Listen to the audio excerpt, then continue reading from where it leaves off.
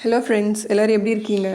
இன்றைக்கி உங்களுக்கு ரொம்ப டேஸ்ட்டான அதே சமயத்தில் ரொம்பவே சிம்பிளான சில்லி சீஸ் பிரெட் தான் எப்படி செய்கிறதுன்னு காட்ட போகிறேன். வாங்க இப்போ நம்ம எப்படி செய்கிறதுன்னு பார்க்கலாம்.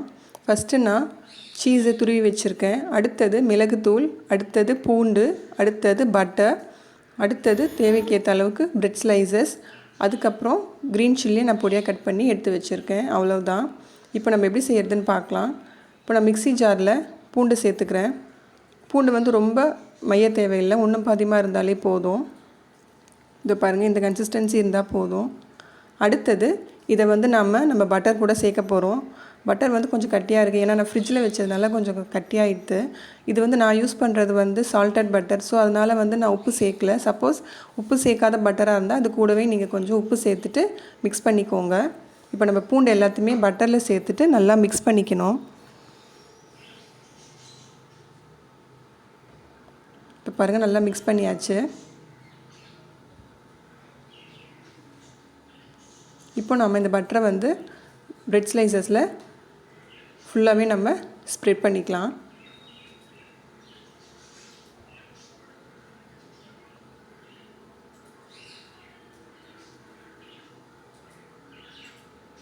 இப்போ பாருங்கள், நம்மளுடைய பட்டர் ஃபுல்லாக நம்ம ஸ்ப்ரெட் பண்ணியாச்சு.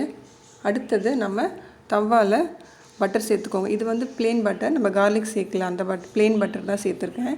இப்போ நம்ம அந்த பிரெட் ஸ்லைசஸை அதில் வச்சிடலாம்.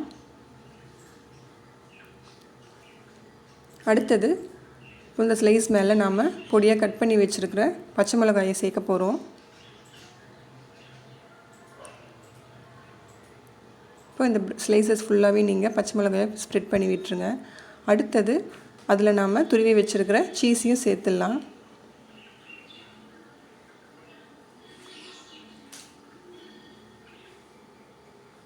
ஃபுல்லாக நம்ம சீஸை பிரெட் ஸ்லைஸை வச்சு ஃபுல்லாகவே கவர் பண்ணிவிடுங்க.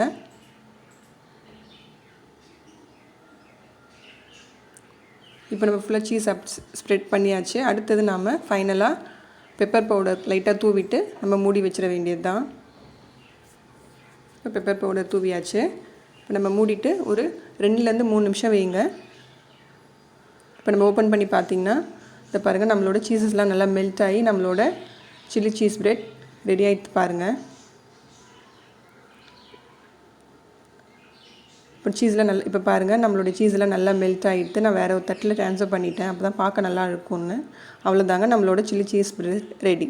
உங்களுக்கு என் வீடியோ பிடிச்சிருந்தா மறக்காமல் லைக் பண்ணுங்கள், ஷேர் பண்ணுங்கள், சப்ஸ்கிரைப் பண்ணுங்கள். Thank you friends.